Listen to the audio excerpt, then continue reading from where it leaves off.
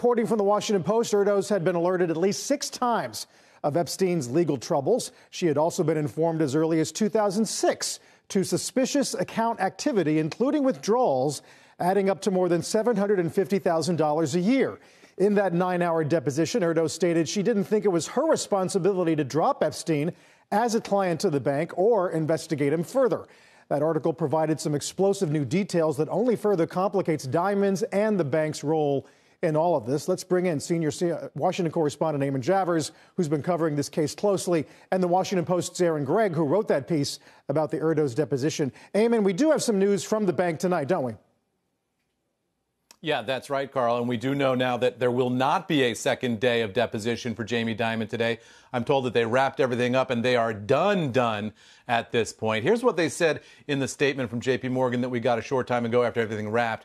At today's deposition, our CEO repeatedly confirmed that he never met with him, never emailed him, does not recall ever discussing his accounts internally, and was not involved in any decisions about his account.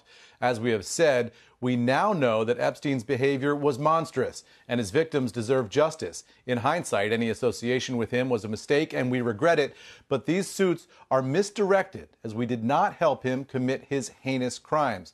And the sense is here, Carl, that that's exactly what Jamie Dimon will have said in today's deposition, about 7 hours in total, I'm told, of grilling here for Jamie Dimon on what his role in all of this was, and then what the bank's role more largely has been. And during the course of this, we have seen some relatively embarrassing details coming out from this investigation about how J.P. Morgan handled Jeffrey Epstein as a client to the bank, and questions raised about whether or not the bank should have done more to stop the sex trafficking, Carl. Eamon, let's bring Aaron and Vicky Ward, by the way, investigative journalist with the Vicky Ward Investigate Substack newsletter, host of the podcast Chasing His Lane.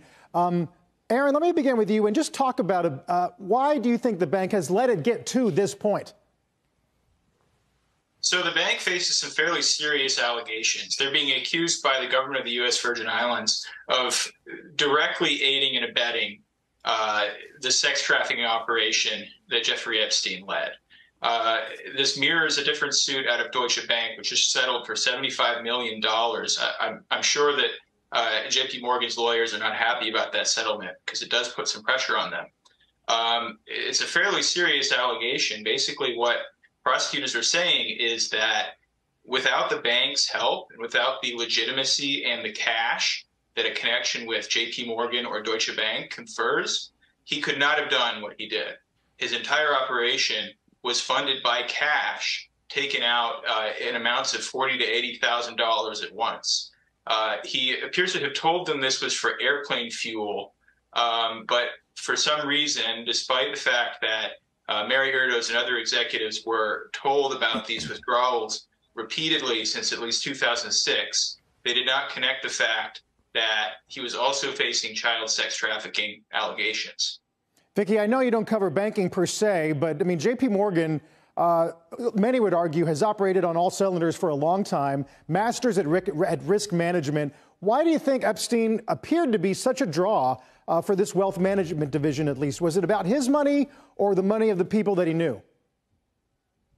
Well, Carl, I mean, I think that's one of the things that's emerged in the last few weeks from reporting like Aaron's around the discovery in this case, that Jeffrey Epstein was a gateway to the platocracy and that they all know each other in this little world of the 0.01%. I mean, at this point, it's almost a dinner party game, right? Who didn't know Jeffrey Epstein in that club? Who didn't go for coffee with him? More and more names have come out, and you can see why increasingly that JP Morgan's bankers would have wanted to meet with Jeffrey Epstein, as they indeed did, even after he was no longer a client, even after they'd closed his account for precisely the reasons that Aaron's just been discussing.